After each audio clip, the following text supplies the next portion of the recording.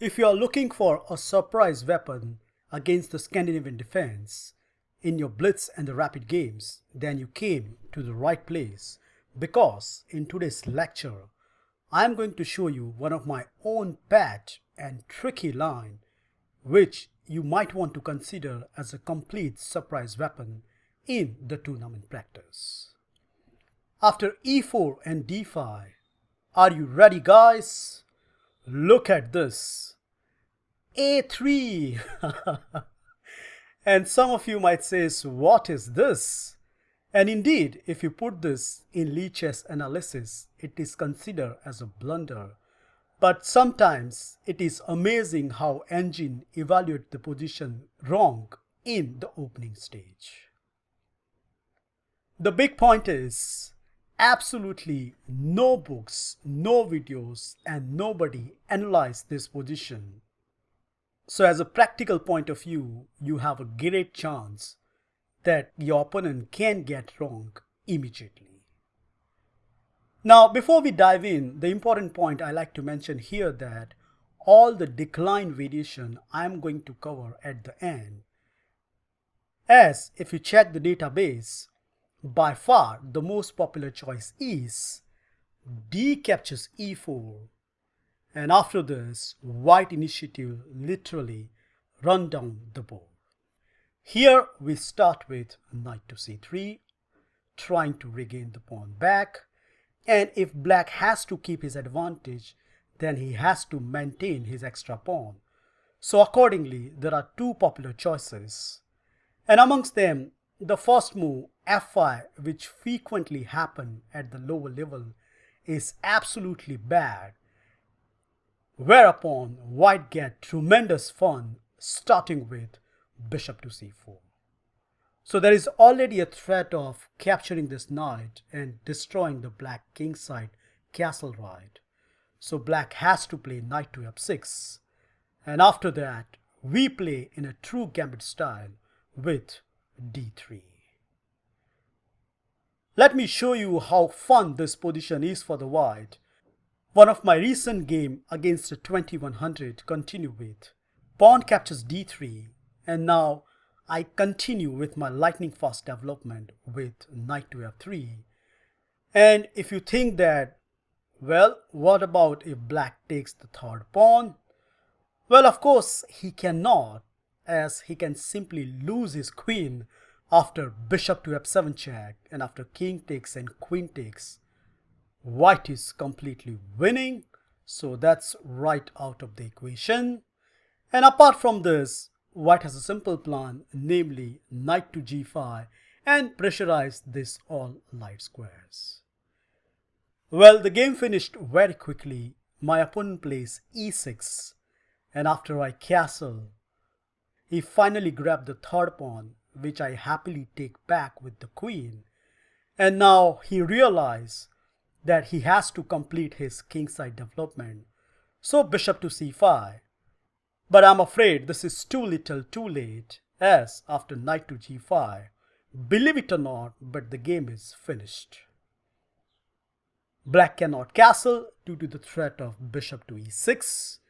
And in the game, he tried to defend the pawn with queen to e7, which is even the worst choice, as after the simple move rook to e1, black played the final move e5, just to find out his horror that after knight to f7, white has double threat. Number one, knight captures rook, and the second one, rook takes e5, which more or less complete an opening disaster for the black camp. So you can see how dangerous this line is if your opponent tried to play the move f5. Okay, by far the most sound choice here is knight to f6, defending the pawn, and now we play the another crafty move, queen to e2, renewing the threat on e4, and black has few choices. Amongst them, bishop to f5 is the main line. However, again we are going to look the decline variations such as queen to d4 and knight to c6 at the end. First, bishop to f5, defending the pawn, And now the point behind the move queen to e2, we can give this nasty check, and the position resemble the reversed England Gambit, where black has to play very accurately to avoid lots of tricks and traps. First thing, many of your opponent wouldn't realize that this bishop is hanging, and if they continue with moves such as knight bd7 or c6, then they lost the piece just within the sixth move of the game. This has happened frequently.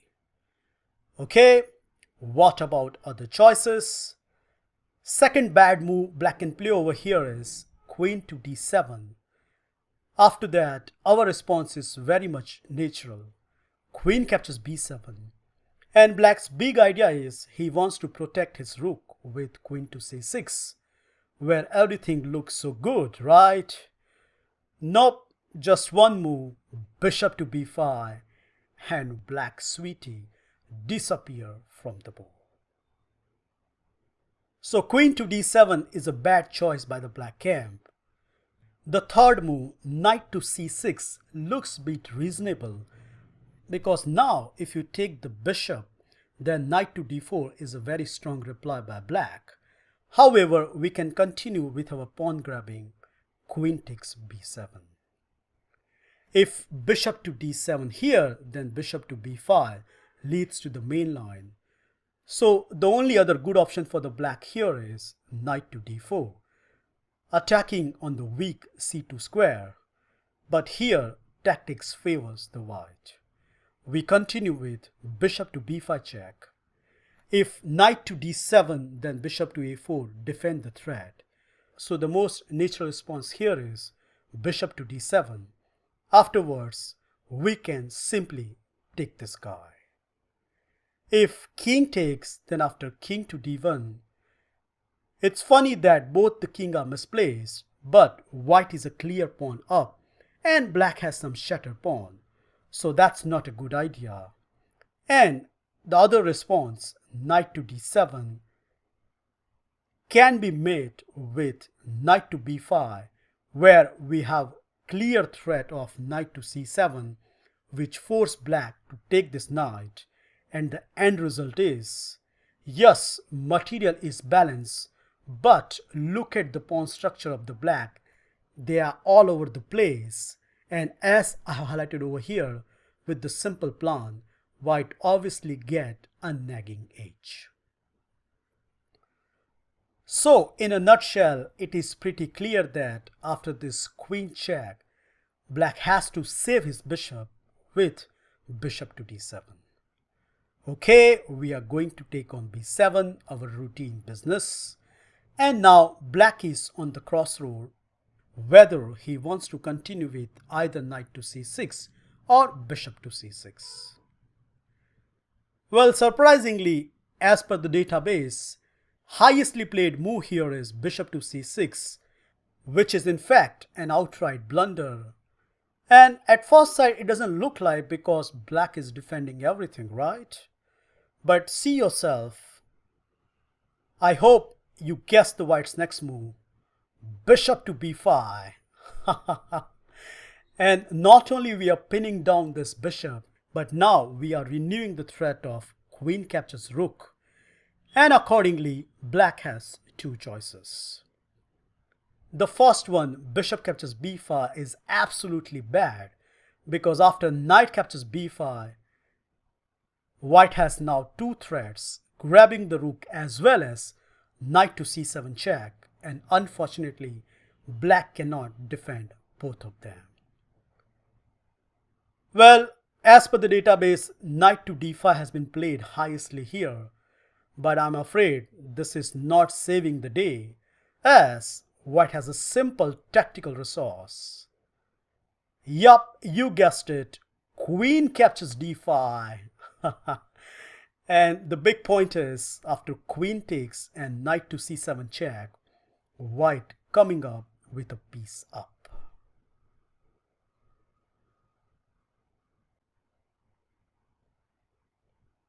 Now the trick which really fascinates me occurs when black plays the move queen to d7, counter-attacking our queen and trying to defend this mass.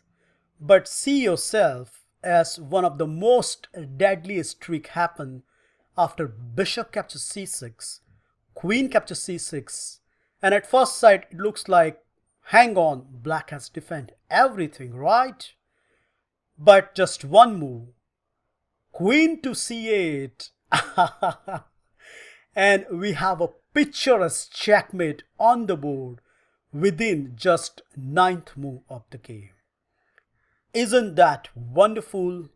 The most amazing part is there are more than 120 plus people fall for this, so the chances of occurring in your game is very high.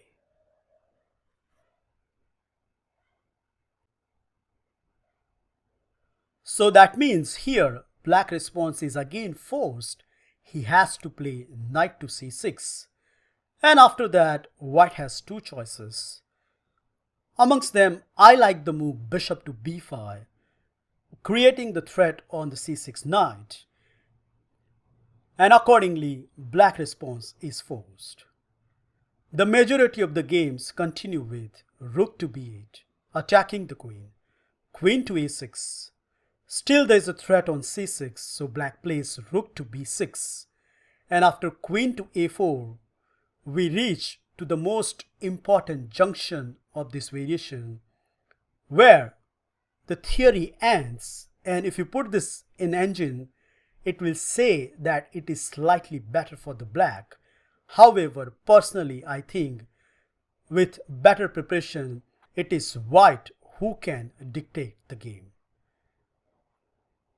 Black has few choices, namely a6 or either e6 or e5. But the beauty is, against all of this, our response is very consistent. What we want to play is, we want to reroute this knight to the g3 square, followed up with the castle, and then gobble up this e4 pawn, whereupon white obtain a clear pawn advantage. So let me show you some sample lines. First move I want to consider is a6, attacking the bishop, whereupon we can chop on c6, and after bishop takes and the move queen to c4, we achieve our trump, that is completely shatter black queenside pawn structure. And on top of everything, as I have highlighted over here, white has a simple plan which give him a slight edge in this variation. So a6 doesn't fit into the black response. The most natural response is liberating the dark square bishop by playing either the move e6 or e5. Let's say e5 is engine's most frequent choice. And after that, yup, you guessed it, knight to e2, going for the pressure on the e4 pawn. Here black has many choices, including bishop to e7 as well as knight to d4. And to best describe white's overall plan, I like to show you one of my recent game where my strong candidate master opponent continued with bishop to e7, whereupon I castle, and when black castle, I simply played knight to g3. So if allowed, then white will definitely take on e4. So my opponent responded with knight to d4, unleashing the attack on b5. But after bishop takes b5, black is forced to capture with the queen, as if he played the move knight to d7, then black's two pawns are hanging, namely e4 as well as on a7. So in the game, my opponent chose queen takes d7, but after this queen trade, yes, you can take on e4, but I found this strong continuation, namely knight to d5. Double attack, my opponent plays rook to e6.